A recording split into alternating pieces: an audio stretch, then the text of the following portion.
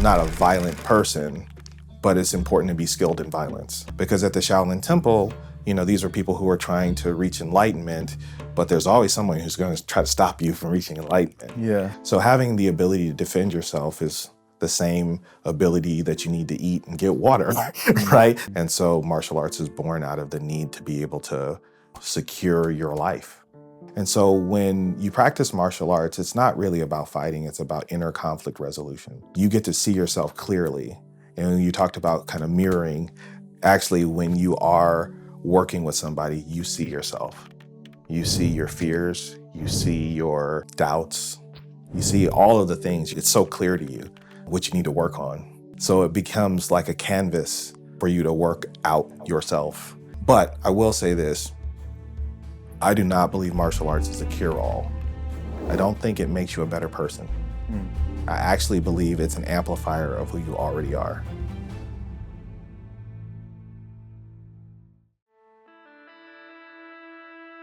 Welcome to the Human Recovery Lab, where science-backed ideas meet real human stories about how life's hardest moments can become our healthiest comebacks.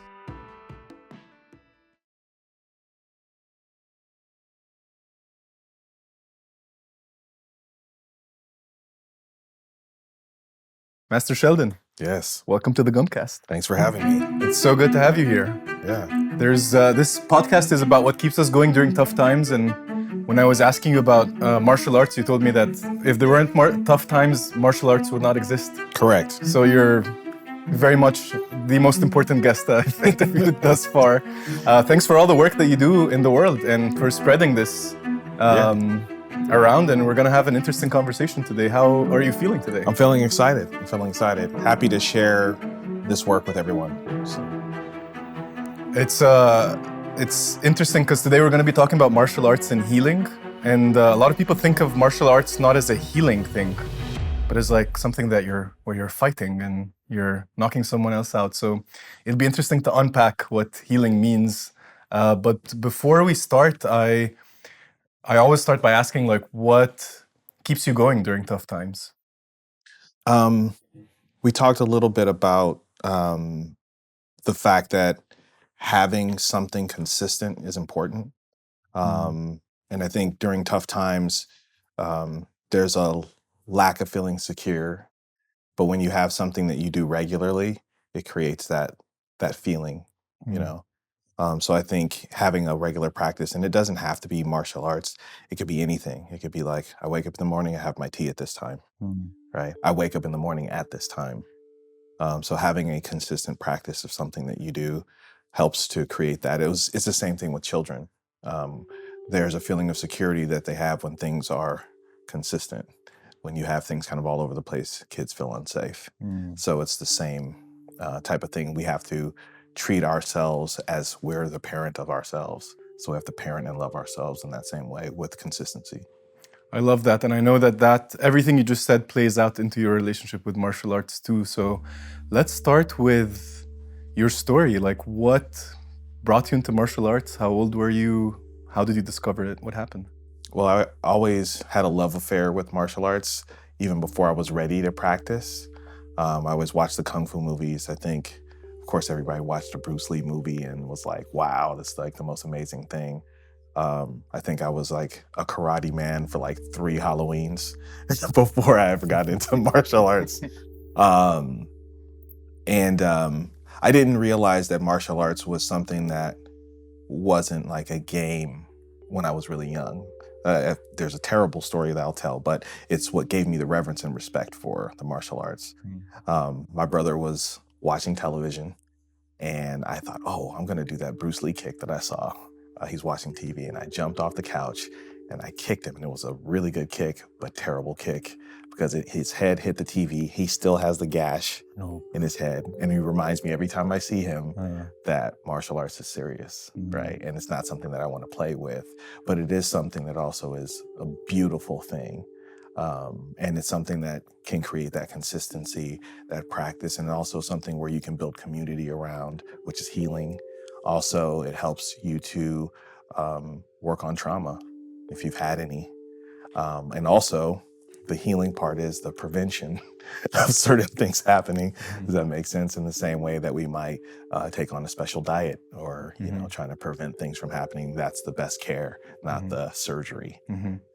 So what was the transition for you between watching Bruce Lee on TV and trying these random but dangerous kicks and finding a path to actually practice martial arts, or finding the interest, time, and teacher? Yeah. Well, I was always interested in utilizing my body. I was always like a body driven person, meaning I like to climb trees. I like to ride horses. I did all that kind of stuff when I was young. But my interest kind of started with gymnastics, because my brother was like a street gymnast. He would just jump and flip off of anything. Not the brother that I kicked in the head, an older brother. Clearly that's not the one. Not the one. He was a natural fighter though. He got into martial arts before I did. I knew that I needed the right teacher. Maybe seeing Karate Kid was like, I don't want the Cobra Kai guy. I want Mr. Miyagi. That's who I want to learn from, and that's who I want to be. My brother started studying martial arts first, but there was something about his teacher that I didn't want to learn from. I loved watching my brother do what he does, and his teacher was incredible, but there was something that was off, and that turned out to end up being true. In what ways? Like, what was your feeling and what transpired? Well, there was two things that were happening. First, I was like, well, when I get older, I'm probably not going to be able to convince myself to do backflips and all that kind of stuff like that. So let me learn that first. And then I probably could do that martial arts thing afterwards. So that was number one thing in my head. The second thing was just, there was an energetic mismatch. I was not a hard kid or a fighter, so to speak. That was my brother.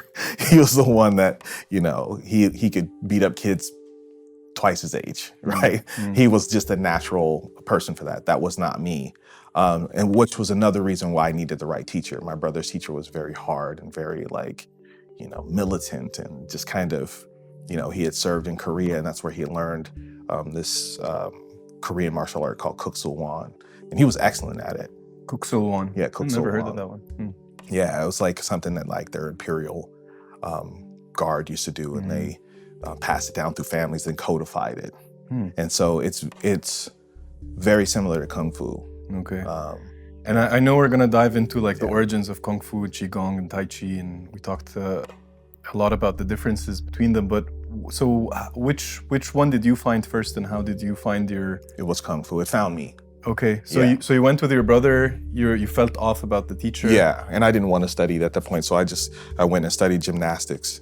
Okay, and then I did that kind of from 14 to about 16, and then I had become like a gymnastics coach. So I was actually teaching, and that's where I really learned how to teach and how to share. Was teaching gymnastics, and that was kind of like probably my second job in life was teaching gymnastics. And again, that was really helpful for me to just learn how to coach somebody through utilizing their body, right? I have kids, sometimes there are people my age in there that were learning how to do it. And it was also cool when you teach somebody how to be better than you, right? You're like, wow, that person took that to another level. So I actually like that. And how old were you when you were doing that? I became a coach around 16. Okay, wow. So I was teaching in high school. 16 years old, 16 not years 2016. Old. No, Okay. I was 16 years old. And then, and I was also like an avid skateboarder. So I kind of was like jumping on lots of stuff and falling and learning how to have a relationship with concrete. So yeah, it was always moving my body was an interest to me. But then when I was in high school, a friend of mine told me about a buddy. I knew him, and I knew some people that tried to beat him up. And I knew about him, and he said, me and him are practicing Kung Fu. I was like, really? I was like, I love that stuff, but is it really real? And he was like, yeah, it's real. So I came over to his house, and they had a trampoline, and we were jumping on the trampoline. And then so I asked him, I was like, so you're telling me that if somebody throws a punch at you, you know what to do? And he was like, yeah. It's like, so you're telling me if I just randomly throw a punch at you and I don't like set it up, you could do something about it? And he was like, yeah. I said, okay. So I waited and I just threw a punch at him and he just did this smooth move. And then all of a sudden his fist was at my temple and he stopped. And I was like, I'm in. You got it. I'm in.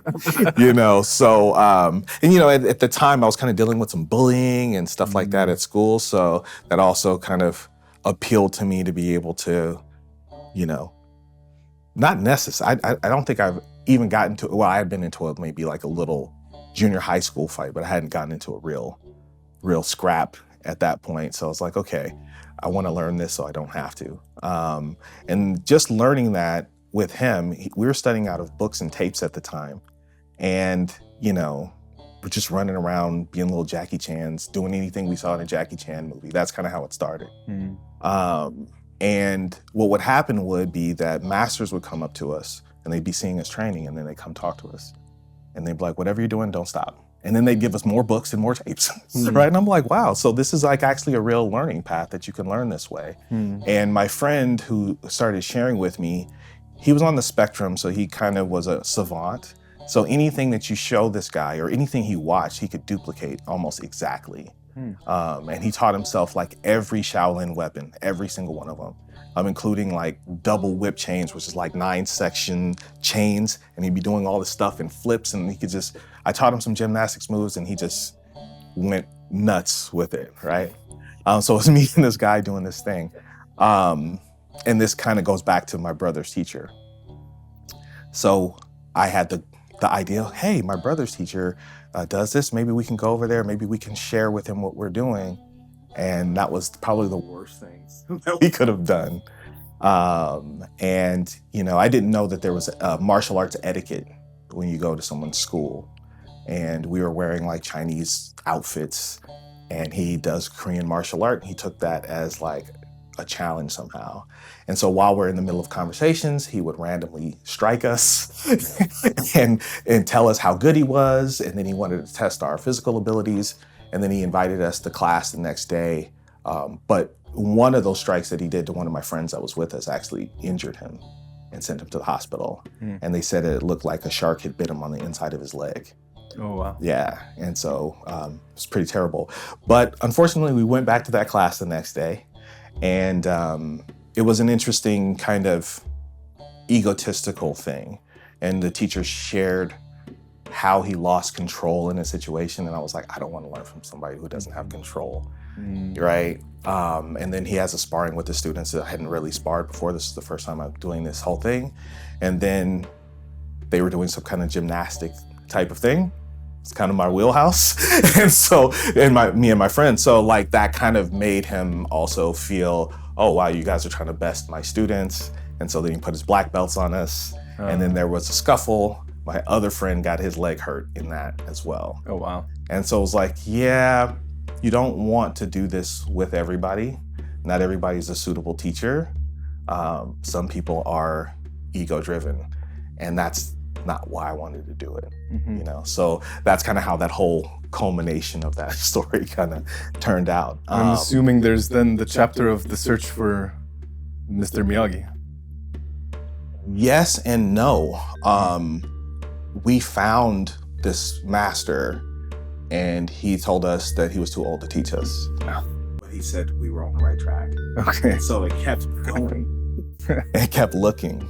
But something opened up in the fact of the training, just the trying to do something that you have no idea about. You're just reading books and tapes. I actually learned that I could learn anything, right? And things that I was afraid of, right? And so that opened me up to a lot of different things, even the profession and career that I'm in now. I taught myself how to program computers, and now I'm a software architect, right? Because I learned martial arts. Yeah. And it gave me that like framework or foundation that if you stay consistent at something, then it will turn into a skill. And that's what Kung Fu means. It actually means hard work and skill through time and effort. So if you put in that, then you'll get something out of it. So Kung Fu actually doesn't mean kicking and fighting. It doesn't mean martial arts. It just means building skill. Hard work and skill through time and effort. through time and effort. Okay. People say it different ways, but it means the same thing. Can we break down that a bit? What does that mean to you? Like, Well, it means that like anything that you put in time and effort on, over time you're going to build skills, and it's very simple. And so anything that I put in time in, learning to play the piano, another thing that I taught myself, just sitting down, playing it every day. yeah. I just like this sound. Yeah. I like that sound. I play it together, and then now I compose music. So it's that idea of just putting in the time, and again, staying consistent. And then, but you know, a lot of people want to start and be good at something, and that's the problem. Yeah. You have to actually be bad. You have to actually suck and enjoy that process so that you can get to being good. And then it's sweet when you get to the other side of that. So did you start teaching yourself through like books and videos and stuff like that afterwards? Like how did you start to practice? The martial arts part? The martial arts part, yeah. Well, yeah, like with him. Rewinding back to Kung Fu. he had guidance because he had done like a little bit of martial arts before, my friend. And he was sharing with me what he learned, but we were also learning from books and tapes because he had some learning disabilities, so he couldn't really allow another teacher to teach him. I didn't have that problem, but because of him, I learned how to teach myself.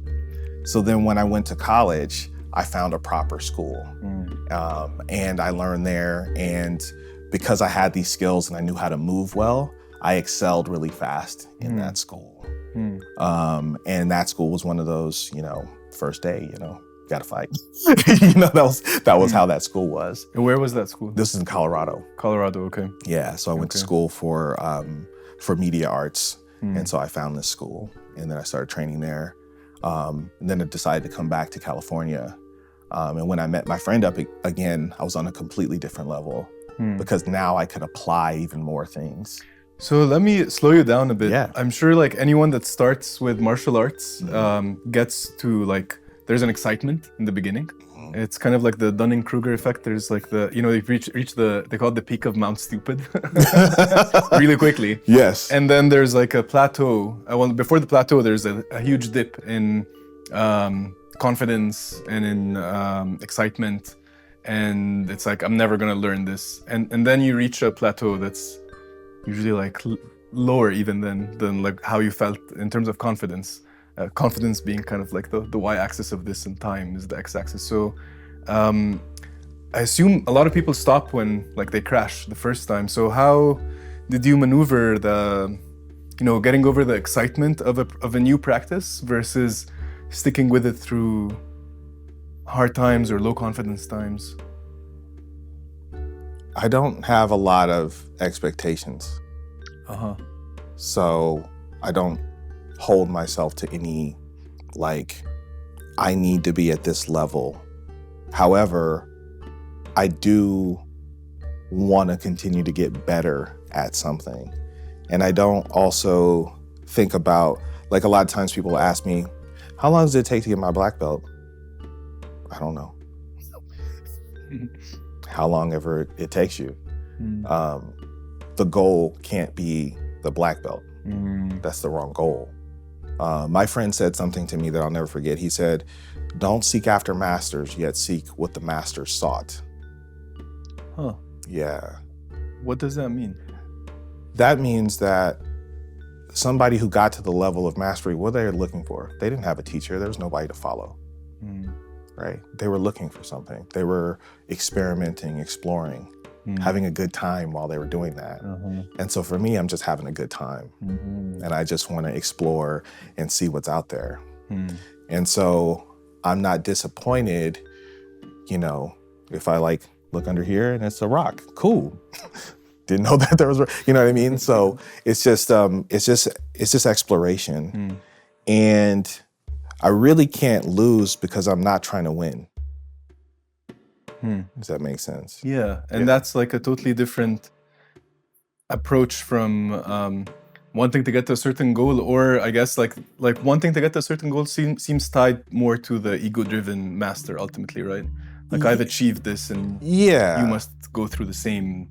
And then Kung Fu didn't have any like, have really belts. I mean, I went to schools that had those kind of mechanisms, and I recognize them, and I recognize them as a great way for somebody to know where they are in the curriculum. But that has nothing to do with your journey. That's just like nice little markers that you like put down. But anybody can create those markers. You can create your own if you wanted to. But then when you get to the end of that, well, what does that mean? You know, so there's really no such construct in Shaolin. And these were, the other thing that attracted me to Shaolin were these were peaceful people who wanted to stay peaceful, but they couldn't in a world like the one we live in. Hey, I hope you're enjoying this episode so far. Be the first to know about new content, events, and our 3-month program by signing up at thehuman-.com/subscribe. And while you're there, you can take the Human Dash assessment. It's free, science-backed, and it shows you how stress and habits are shaping your health right now.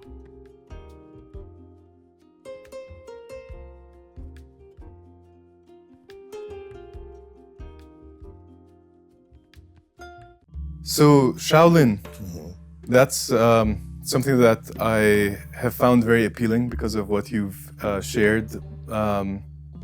So after being self-taught for a very long time and enjoying yourself, I'm sure looking under many rocks, you decided to go to China, right? Yes, and that was much later. That was much later. Much okay. later, yeah. So when did you hear about the Shaolin That was tradition? first, yeah. Okay, So when I was what training, attracted you about it? it was the whole idea of people like kind of focusing on being better people.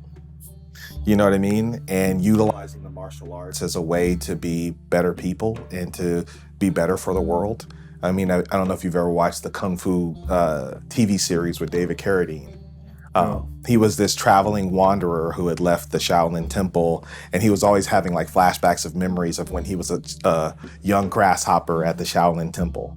And it was very philosophical and meaningful.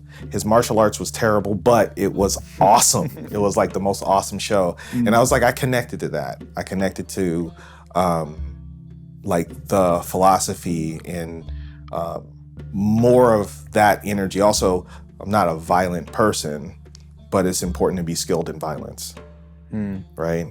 Because at the Shaolin Temple, these are people who are trying to reach enlightenment, but there's always someone who's going to try to stop you from reaching enlightenment. Yeah. And so when you go to the well and get water, someone might try to jump you and steal your money. They might come into your village and try to kill everybody in the village, right? So having the ability to defend yourself is the same ability that you need to eat and get water, right? Those things are synonymous in those kind of scenarios.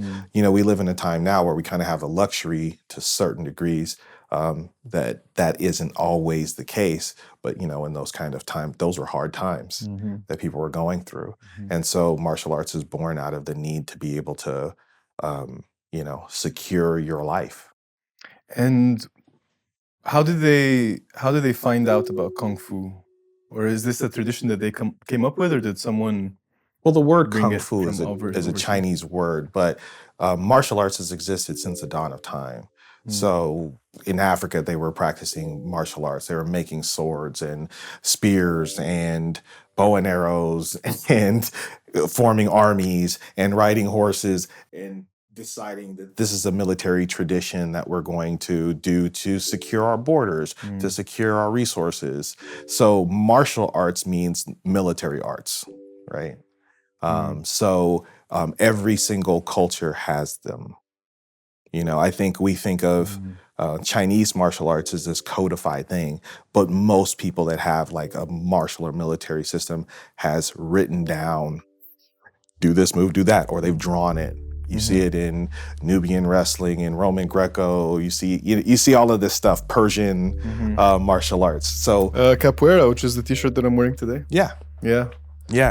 And I found Capoeira to be a beautiful martial art because it also has this emphasis on mirroring and mimicking and connecting with the person that you're playing with, Yes. and much less on violence. But the kick, you may I don't know, you may disagree with that, but they say that the capoeira kick is one of, like, when they measured how fast it was actually stronger than all the other sports, or karate and judo, or like things that we associate with strong kicks or violence, and yet you never see someone being harmed in capoeira. And then, like, bringing in music and like making it a whole tradition of people really trying to defend themselves again. So it's not like an elite thing. It's African slaves from Angola in Brazil that wanted to defend themselves, and it was illegal for them to do that. Right, and even in like, Angola, they were practicing it before it got there. The transition is really, we have to hide it in dance, right? But it's as deep as Tai Chi, right? And I've had lots of capoeira people come to my school, and they do. They'll rent my space, and I'll watch their workshops. I'm like, yeah, this is deep. Like, this is the same thing. And most martial arts systems have had to be hidden in dance. Really? Yeah, Oh, yeah. So dance is a big component of martial arts. Okay. You need rhythm, you need timing, right? All of those different things like that. And most cultures do have like a warrior dance. And so really, to me, Kung Fu is the dance of the warrior. I see. So before we talk about your school and the temple and all the awesome work that you're doing, you mentioned, or you taught me, that martial arts has 3 main components. What are they, and how do we break them down? So there's the mental or mindfulness component. In China, they call that Chan. In Japan, they call it Zen, right? But this concept originated in Shaolin Temple. Then there's the Wu, which is the martial art. So Wu means martial. And so you've probably heard the word Wushu, which means martial art, right? Shu is actually the Chinese word also for book, and also for art, and also for tree. Right? And then That can go wrong. Yeah. At all. Yeah. Well, you write your art in a book.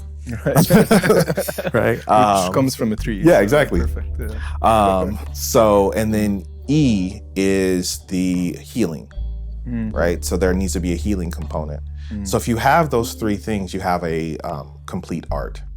And so if you think about the military, for instance, they have to have an intelligence branch, that's the mental. They have their martial branch, that's the main thing we think of them for, but they also have to have a medical branch. And so, because if you're on the battlefield, you have to be able to heal your comrades, heal yourself, right? Those are important skills, Right. Or else you're gonna lose very fast. Yeah. Does that make sense? And speaking of losing, I think we, for some reason, lost, at least in our culture, this connection between martial arts and healing, because we think of it as like, action oriented, and how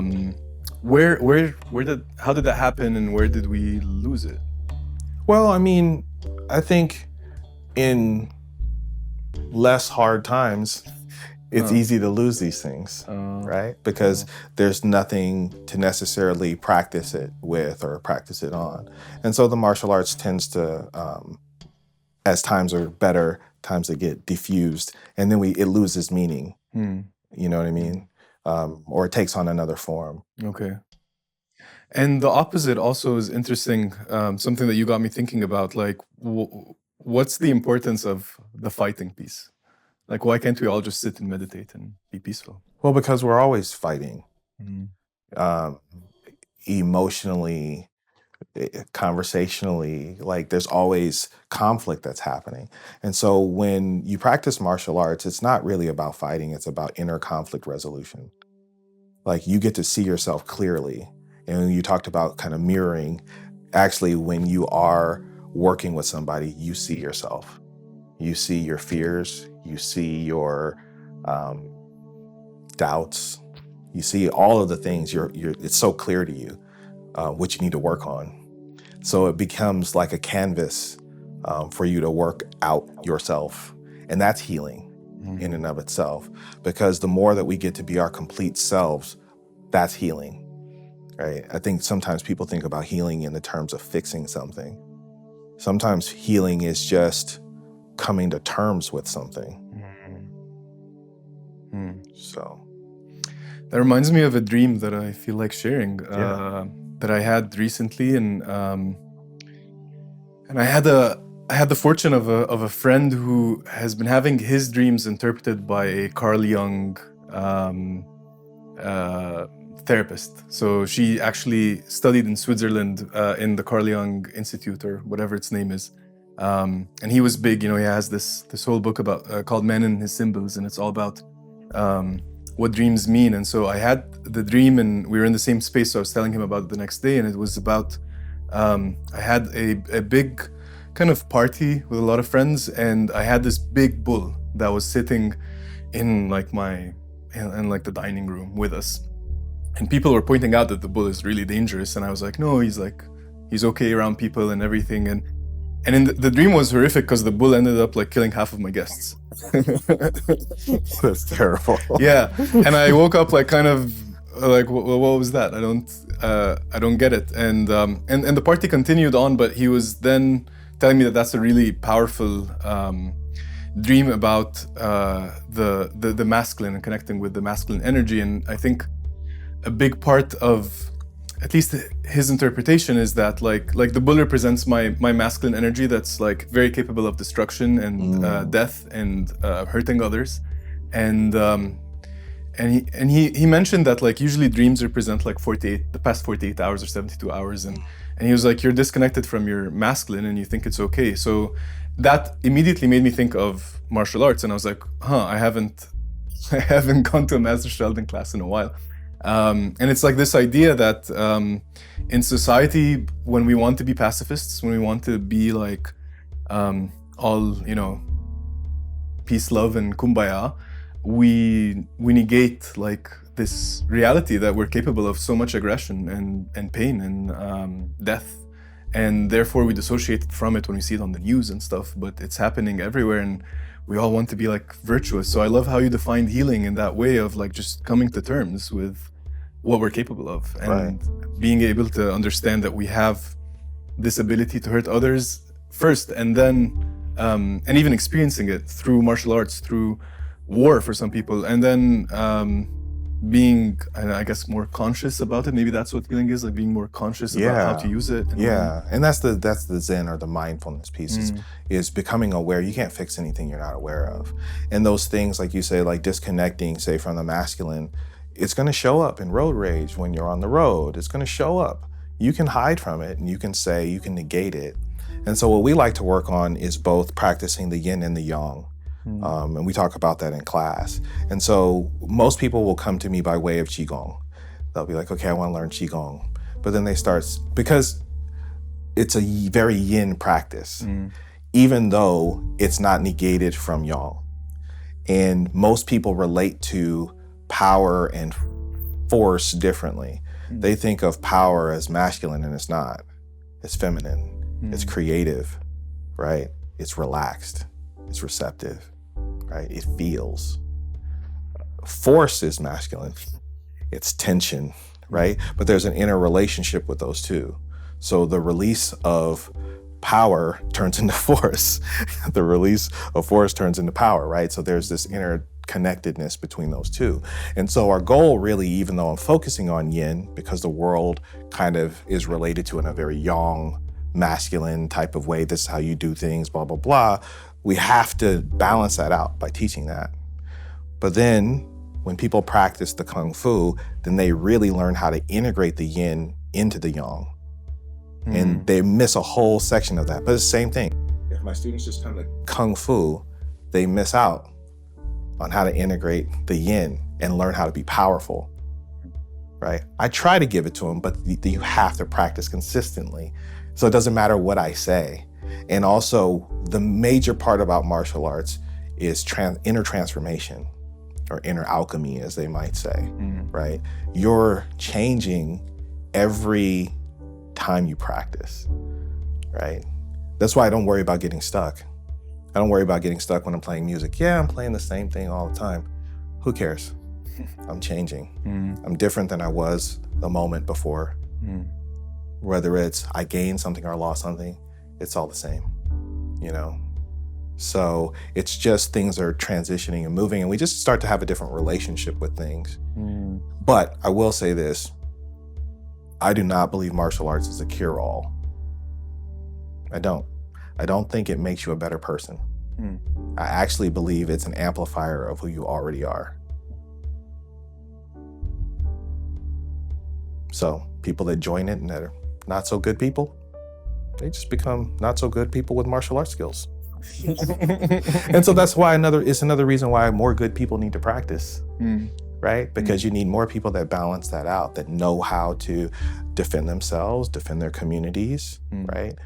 Know how to not always have to be a pacifist. Sometimes that's the role to be, and sometimes it's not.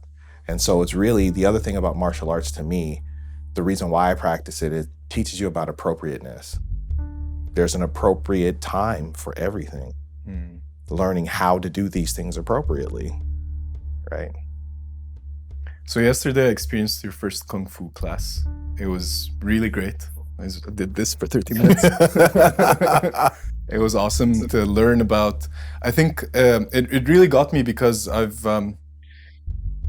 always loved, I studied anatomy, and the way you use the body's anatomy to create these distinctions between force and power, which I'm hoping people here get to experience, is what makes your class the mind-blowing thing that keeps us coming back, and just bringing also anatomy with energy, with geometry. I haven't heard the word obtuse triangle in a very long time, and that all got me really excited. These are all subject matters that are close to my heart, and I've loved studying them. And so putting them together in a way that's practical was really inspiring. So thank you for that. Yeah. And I have a lot of questions about your temple and again the class. But first, what is the difference between Kung Fu, Qigong, and Tai Chi? Because you teach all three. Yes. Yesterday I learned that they're all part of a continuum. Yes. So yeah, tell us a little bit about how they relate to each other and what each one is. Okay, so we'll get a little mathematical. Notice the trinities, right? So if you think about a triangle, it's like the first stable shape, right? Other than that, it's a line, so it doesn't mean anything. So when you get to triangle, then you can go to everything, right? You look at Fibonacci sequence, right? 1, 2, 3, then 5, 8, 13, so on and so forth, right? From 3, you get to everything. So if you start to peep that out as a thing, it's oh, now I'm starting to see there's this pattern. When you start talking about chords, you start talking about triads, and you're oh wow, everything is the same thing. So Chan Wu Yi, that's the mental, the martial, and the healing. Then we get into Qigong, Kung Fu, Tai Chi. So what is the Qigong? What does that mean? Qi means energy that's derived from breathing. Gong is the same. Gong is Gong Fu, or Kung Fu means work. So you can maybe say that Qigong could translate to energy work. I look at it as an energy cultivation and awareness practice, right? And it's very simple, it's very easy, but it's the consistency of that and the change that happens. So the Qigong is the healing part. That's the E part that I talked about earlier in the Chan Wu Yi, the healing. So when you practice Qigong, you're practicing healing and cultivation and awareness. Then we get to Kung Fu, or Gong Fu, which means hard work. Again, the work is one of the continuums. You start to learn all that geometry, and you start to learn how to utilize it. You start to learn how it's working together. You become active participant in utilizing some of the things that you maybe have learned in Qigong. Tai Chi, the Qi is not the same as the Qigong. It's a different Qi.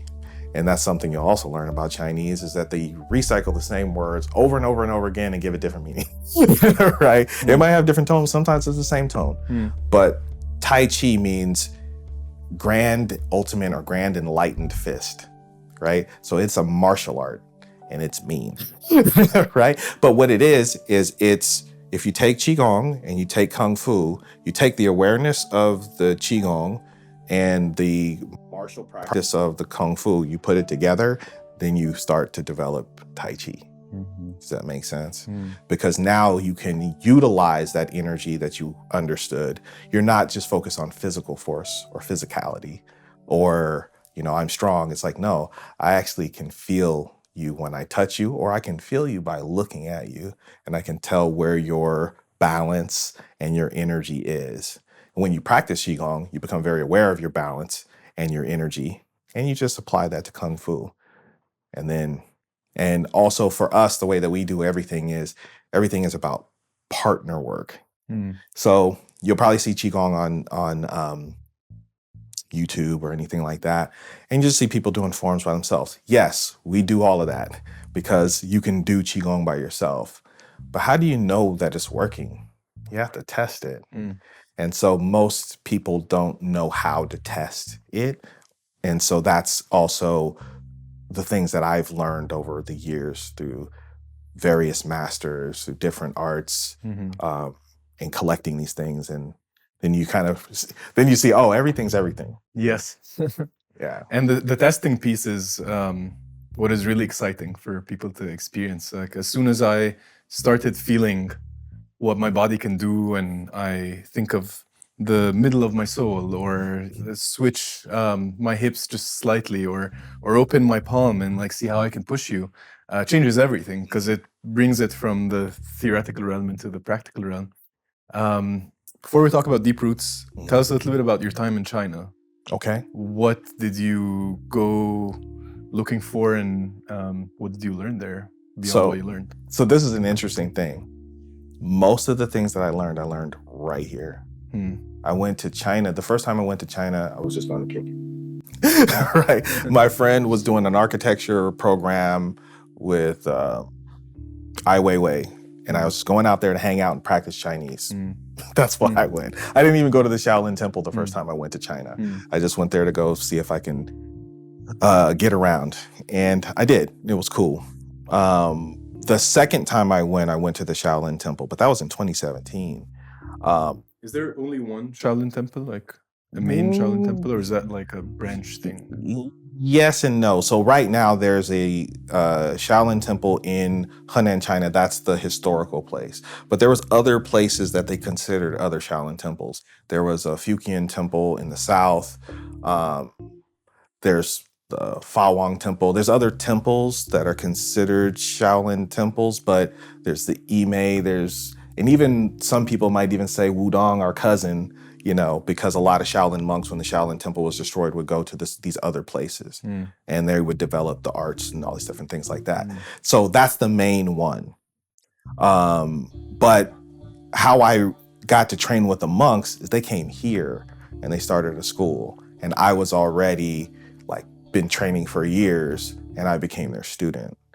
And so that's how that happened. And so I trained with an old master and two of the younger monks for years, and that's how I ended up becoming the director of the temple, was training with them. By the time I went to... So that temple that we practice in was built by Shaolin monks? Yeah, so they came here to spread Shaolin. And I was their student. I see. And it just so happened that I've been training for a long time. And it just so happened that I knew how to teach because I was a gymnastics coach. So I ended up being the guy. So these guys would go to China and they'd leave me at the school to teach.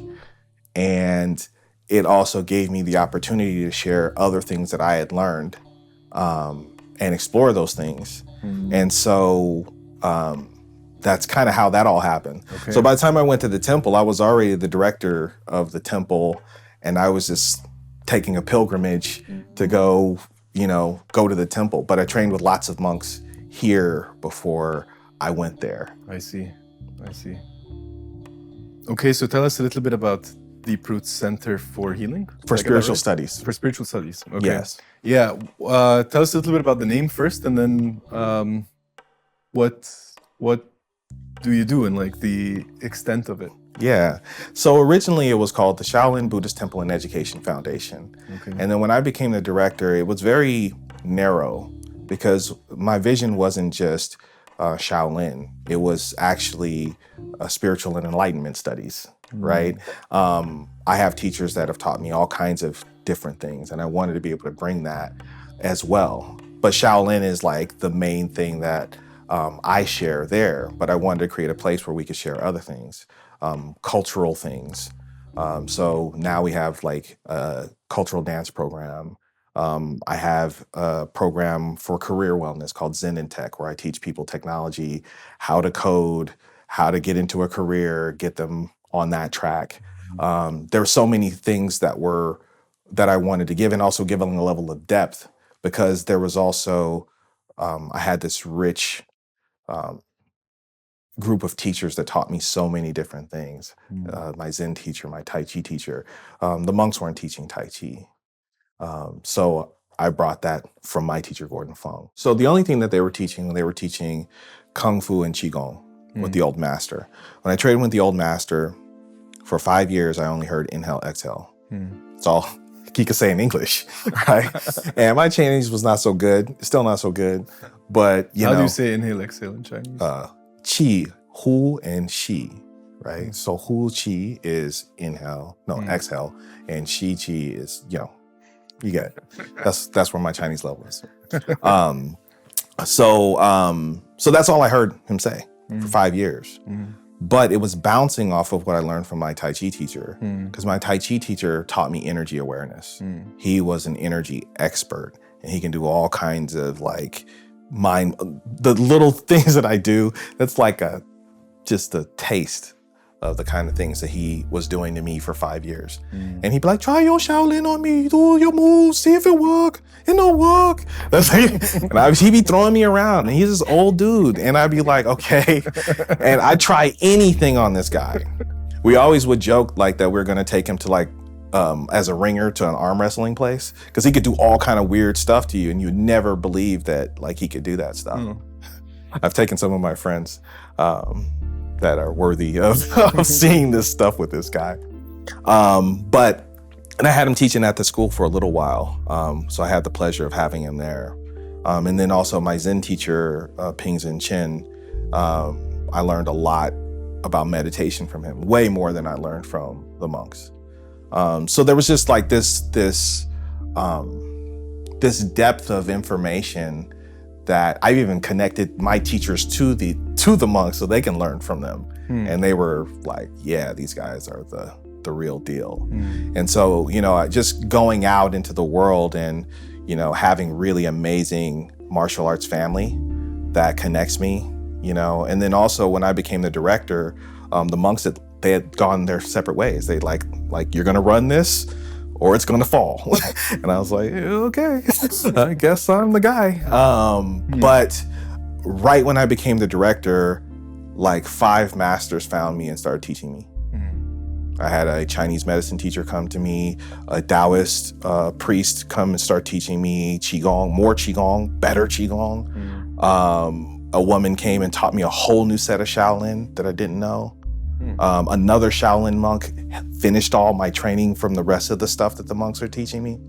And then I have another brother who came and started teaching me the combative aspect of the martial arts. So it's just like, like I was looking for Mr. Miyagi, but I got like Jackie Chan. Everybody showed up, you know what I mean? So it was like one of those things where I was just like, wow, and so much depth has been poured into me that I have to share that. And also for me, now that I'm the teacher, head instructor, I have to be on another level. And so the people that are training me are like culminating something completely new and different. Even though all those things, structural things are there, and all the Shaolin stuff is there and is deeper. And so a lot of things that no one even taught me, I can see. So it's really beautiful when you kind of open up yourself to a path like this and the universe responds. Yeah. And that's where I think all of these things can become a creative medium. You just have to stick with them and get rid of expectations of trying to be anything. Just keep going and just keep doing it and just love it and just enjoy it the whole time. And I relate to that in terms of writing. Yeah. a lot. And like the idea of a creative block or a writing block, it doesn't really exist for me. And I'm not saying that in any arrogant way. It's just like I'm having so much fun. Like it doesn't matter if I'm having a bad writing day. I'd rather not be doing anything else. It's as simple as that. Yeah. And that's, I think, what a lot of the writing teachers also talk about, is that when you are blocked, just keep on going. Yeah, and also like if you think about like practice, when you don't have creativity, get technical skills. Right? Yes. So by the time your creativity comes back around, you have the chops. Right. Does that make sense? Yeah. And so like if I play the piano every single day, even when I'm not making anything new and I'm playing the same thing, my chops improve. So by the time creativity, when she comes back, now it's on. Yeah. Because I have those skills. And I think that's the same thing with Kung Fu, and that's what Kung Fu taught me. Just stay consistent. Just keep doing it. Don't stop just because you don't feel good. Yeah. Right. And I think that's the other thing too, is that Kung Fu, the word hard is in there and the word work is in there. And you have to just kind of learn how to eat bitter first before you eat sweet. And that becomes beautiful. And then it becomes even more beautiful. This is the hard part. When it's shared, like when you're in a school and you have other people there, it's a little bit easier to bear all of those things. As a martial art instructor, it's lonely, right? You're by yourself. You got to figure this shit out by yourself. There's nobody else. And every now and then you come across another sage, like my friend over here, right? And when you're like, oh, you get it. And your paths intertwine, and then you guys go off and do your sage thing, and then you come back and then you compare notes. But in between that time, it's lonely. And you have to be able to bear that part. And even if you're a martial arts student in a school, it's still on you. You're still by yourself. Yeah. You just get to share the pain. And when I say pain, I don't mean like physical pain, even though there's some of that, like standing in a horse stance, but it's more the self-doubt and the fear and the feeling that no one understands you and all of those things that come up in people. And so a lot of my work is helping to guide people through that, right? And some people stay and some people don't. Can't take it personal when they don't, and just keep it moving. One of my biggest takeaways is that like you became the Miyagi that you were looking for. Yes. Right? You're my Miyagi. You became the teacher that you wanted to learn from. Right. And therefore you're giving a lot of people like me the experience which was not available to you back then. Yeah. And that was the thing that I started saying to myself, that I want to be the teacher that I want to learn from. And so if I do that, then again, I can't lose, because I'm always aiming at like, that thing. And a lot of it, again, becoming a creative medium, these things start to come through you as opposed to you reaching. They just become available, you just see them. And that's why sharing and teaching is a very important aspect of your growth and development. Once you learn something, share it. Yeah. Because then it changes your perspective. Yeah, and that feels really inspiring even for the healing work that I do in this clinic and coaching others, and the blessing that is of all these teachers that showed up in my life, and I get the loneliness because like I'm building the coaching program that I needed one day, like 10 years ago. Yes. And there's no one to teach me that. Right. Not even my teachers. Right. They're involved, but they're like, it's on you. Right. So that's really inspiring, and I just really want to thank you for putting that together so that we don't have to travel all the way to China to experience Qigong in the very like funny and engaging way that you do, which I want to transition to so that everyone can get a taste of that. But where can people find you? Where can people find more about Deep Roots and find your classes? Yeah, so thedeeproot.org is our website. There's also another one, sheldonlife.org, so you can find that, but they're really connected sites. So I teach 3 times a week in Oakland, but also online, and I do coaching, and I also do on-demand courses that people can participate in. I will be, I'm holding a martial arts and healing conference with all of my favorite martial artists that are going to be there. That's going to be May 25th in Oakland, Chinatown at the Oakland Asian Cultural Center, where we started our program, where that's where the monks first came. So it's kind of like a homecoming event as well. Where can I get tickets? So there's a website called KingKongPalm.com. King Kong Palm. Yes, P-O-M. Palm. No, P-A-L-M. P-A-L-M. Yeah, it's okay. like King palm. Kong Palm. Yeah. Okay. Yeah, so KingKongPalm.com. Anything else you want to add before we close? No, just enjoy. Thank you. I have enjoyed very much this conversation and your presence in my life. So thank you. Thank you for your willingness to share this and for persevering through your own tough times so that you can be here to share this knowledge, but also like to share these practices, which are incredibly valuable. And yeah, thank you for being on the Gumpcast. Yeah, thank you for having me. It was a lovely conversation. Hey, I hope you're enjoying this episode so far. A lot of us consume content but find it hard to integrate it back into our daily lives. If you're ready to go beyond listening and actually rebuild your health, join us at The Human Way. It's my step-by-step interactive course to help you recover body and mind after a hard time.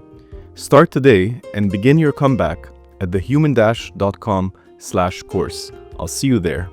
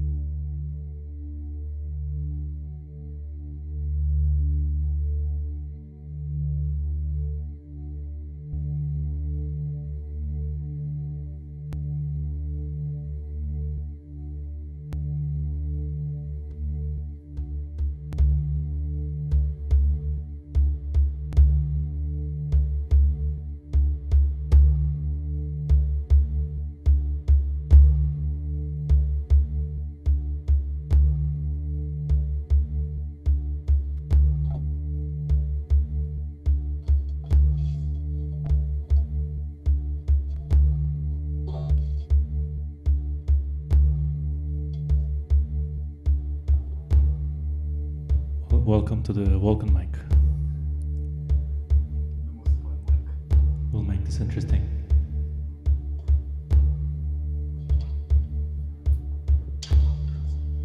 Alright, what I want from you is first few words that come to your mind when you think about healing through martial arts.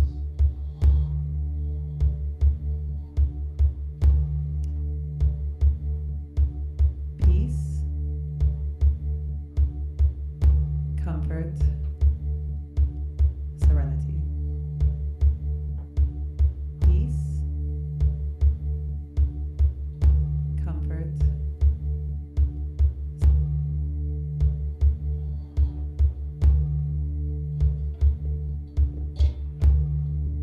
Give me a few more, starting with peace, comfort, and serenity.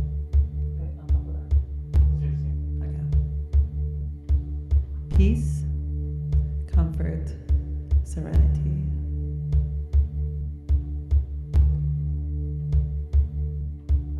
Peace, comfort, serenity.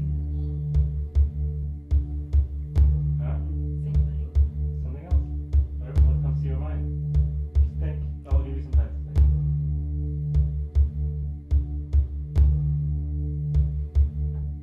I'll kick. Peace, your ass. Say it again. I'll kick your ass.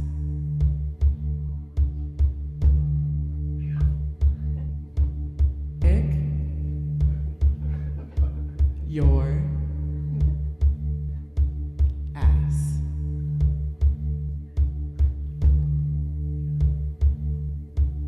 Peace, comfort, serenity. Your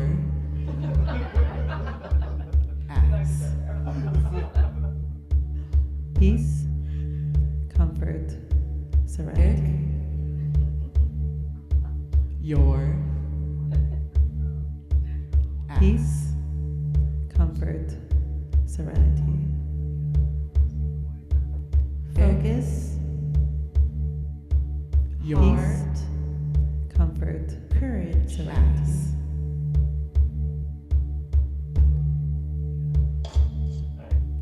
Focus, comfort, serenity. Your courage, peace, comfort, serenity. Focus, your courage, peace, comfort, serenity. Focus, your comfort, courage, serenity.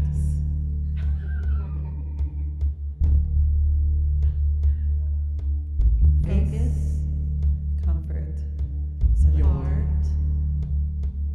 Courage, peace, comfort, serenity. Focus, your courage, peace, comfort, serenity. Focus, your comfort, courage, serenity.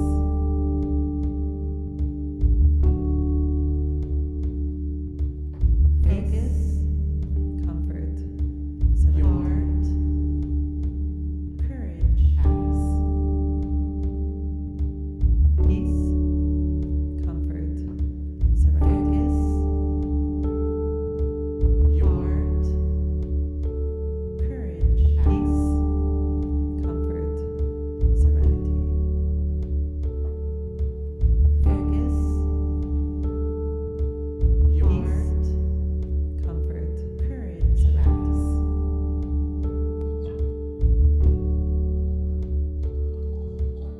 Focus, comfort, your courage, peace, comfort, serenity. Your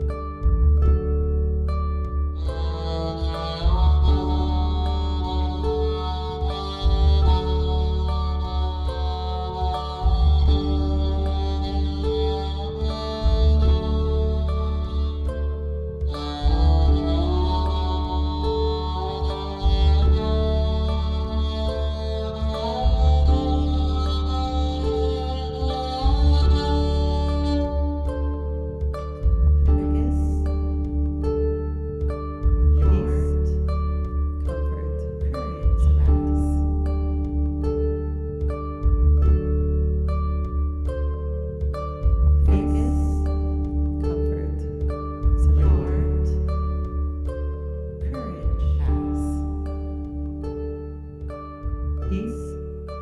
comfort, serenity. Focus, your comfort, courage, serenity. Focus, comfort, your serenity. We're going to start with a concept that I call happy spine, happy mind, right? So if your back feels good, then you tend to feel good, right? So we're going to just start by bouncing, bend your knees, and let the energy out through your knees. Let your tailbone just sink and drop. This is going to help to relax the muscles, relax the vertebrae. This also gets your blood flowing, so it helps your immune system. So bouncing. You can do this every day. It's easy, right? Not hard. Good. Now we're gonna do my favorite. So this is gonna work on ego. We're gonna shake like a dog that just got wet. We're gonna go. You gotta make the noise. It doesn't work. There you go. You guys are good at this. I like this. Good. And we'll just keep bouncing. Good. And shake your hands too. Okay. So I said qi is energy derived from breathing. My Chinese medicine teacher would say qi is blood oxygen. Very simple, not magical. So we're going to shake out and we're going to bring that blood oxygen to our toes and our fingertips. And breathe. Because that's where you're getting that oxygen part from. Good. More bouncing. Good. Now, when we want to work a little bit with the mind, let your eyes get soft. Let your eyelids get heavy. It's going to feel like you just woke up, but you're not really ready to come fully into the day, but you're not asleep anymore. And we're going to shake again. Beautiful. Good. And keep bouncing. Nice. I want you to take notice how you're starting to feel a shift. Just going to check in every now and then and just notice. All right, now stop and just notice how you feel.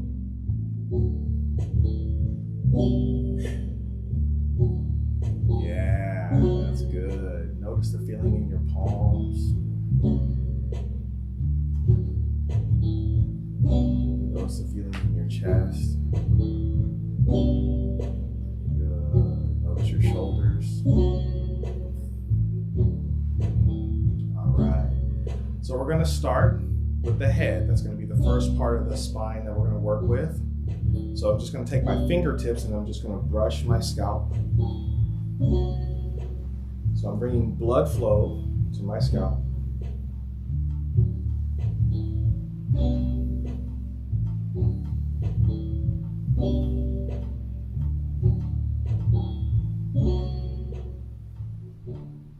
Good. Now I'm going to squeeze my head. I like to call these taco hands because I like tacos. Good. And then you're going to massage your head. I'm going to take my thumb and just massage the back of my neck.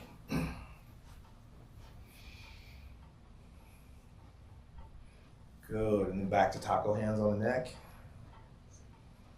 Very hungry right now.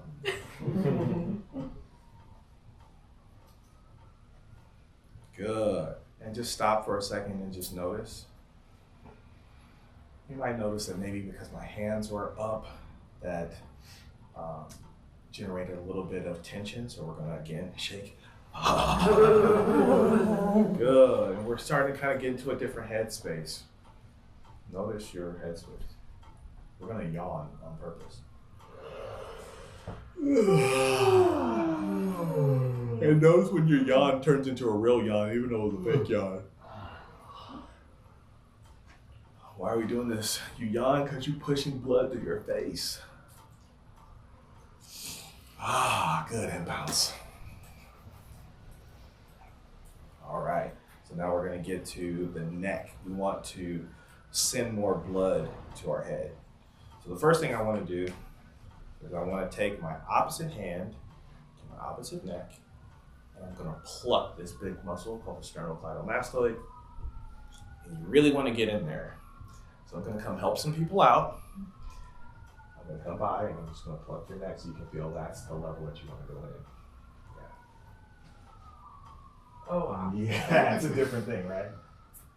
Oh. Okay. Okay, you get in there. Don't worry about it, it's already painful. Oh, sorry, right in there. That's the part.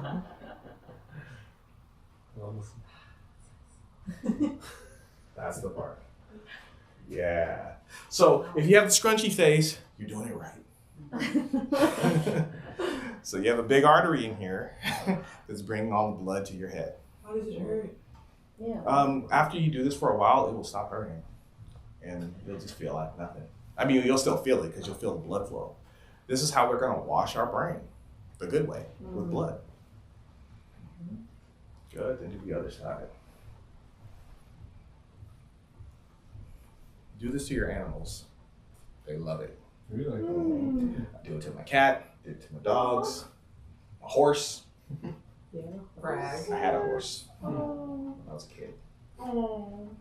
I didn't even know I was doing cheat on with my horse. What was your horse's name? Trisha. Trisha. That horse had a big neck.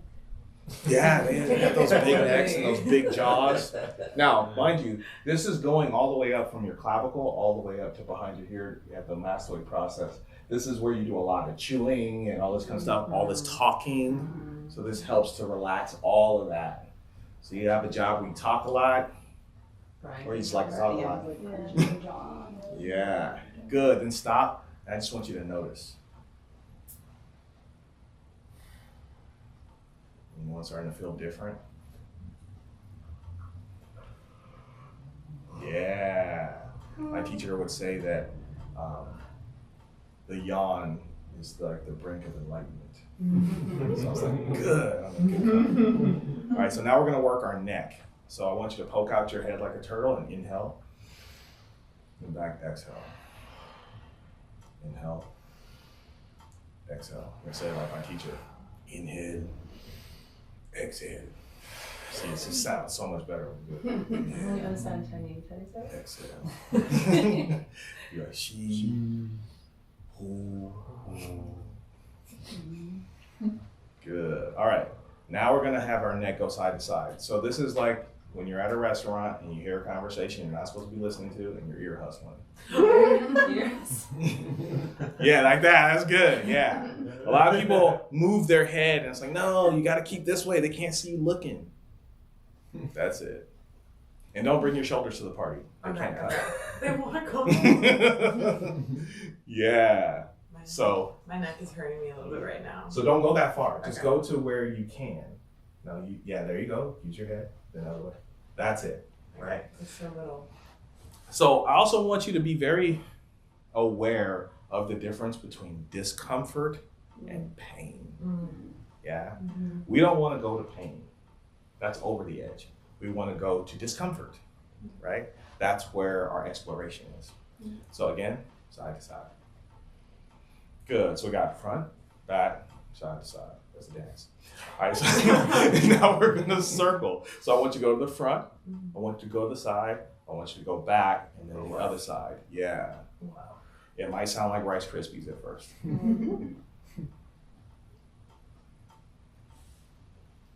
Beautiful. You guys are doing so good.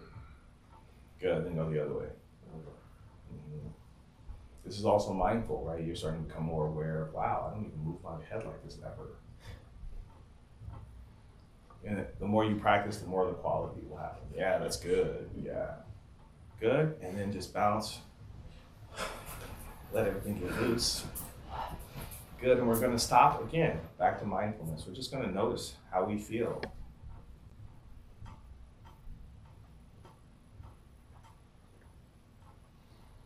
Good. More happy spine, more happy mind. Okay, so now I'm going to put my left hand on my right ear. So I want my middle finger to touch this little flap right here, the tragus on the ear. There you go. Good. And then I'm just going to let the weight of my hand rest on my head. There you go. Yeah. And then I'm going to take my eyes and I'm going to look up, which is going to help to align your spine.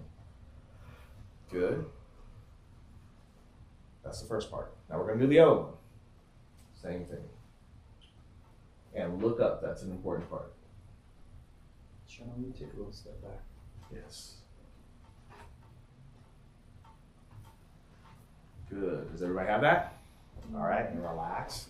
Okay, we're gonna, yeah. So the same artery, the carotid artery that's bringing the blood to your head also has the vagus nerve in here as well, right? So now we're gonna do that again. I'm gonna do sword fingers. That means that these small fingers and the thumb are together, and I can flick if I wanted to. Yeah, that's it. So these fingers are gonna go like this, and I'm gonna point the other way. There you go. Yeah, nice. Now what I want you to do is just move your arm until you feel a connection from your neck all the way to your fingers. So you might have to move it around until you feel it. So you might have to go up, down, and once you connect, just stay there and breathe. I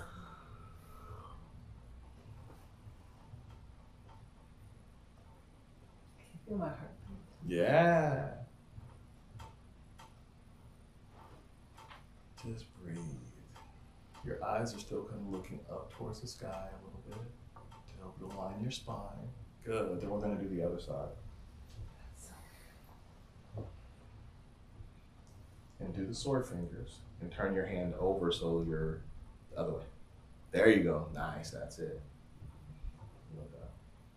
So when I say sword fingers, it actually is something that you do when you're practicing a sword. This balances the hand that doesn't have the sword. So you'll see the people that practice Tai Chi sword doing this hand maneuver. Good. Now, I want you to put your hand behind your head like you're at the beach. And you're going to lift your head away from your shoulders. So don't push your head forward. Don't do this. Keep your head straight and pull straight up. So we're creating traction of the spine, giving it some space, and helping to release synovial fluid in the joints. Good, and then we're gonna relax. And just notice. Up next on the Human Recovery Lab. I think sometimes people have the idea that you take an antidepressant and you just feel happy, but that's not really how it works, right? So it takes the edge off the feelings so that you can build coping skills and try to figure out how to manage them more effectively. There's this term in psych, neurons that fire together, wire together. And basically what this is that when we run our chemical electrical signals through pathways of neurons, which is in essence what we're doing when we're thinking, those pathways become more and more efficient. And so this is what I was doing without realizing it, is I was driving efficiency into these negative thoughts, and that's why they were continuing and continuing and continuing. I did this without even realizing I was doing it and trapped myself in a hole. And it got bad enough that, it was one of the first times in my life where I not exactly felt suicidal, but felt if this is going to be the way my brain functions, if this is what life feels like, it's not worth it. I'd rather die than feel this way. And so, of course, I'm a psych nurse, so I realized that was also an irrational thought, got some therapy, and went on some medications, took Zoloft for a little while. And then I was able to actually look at the issue and work on it. One of the main ways that I got out of it was...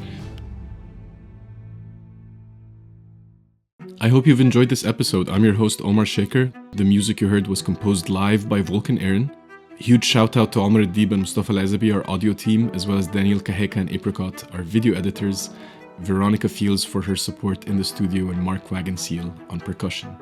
Follow the Human Recovery Lab on Spotify, Apple Podcasts, and YouTube, and get our latest updates on thehumanrecoverylab.com.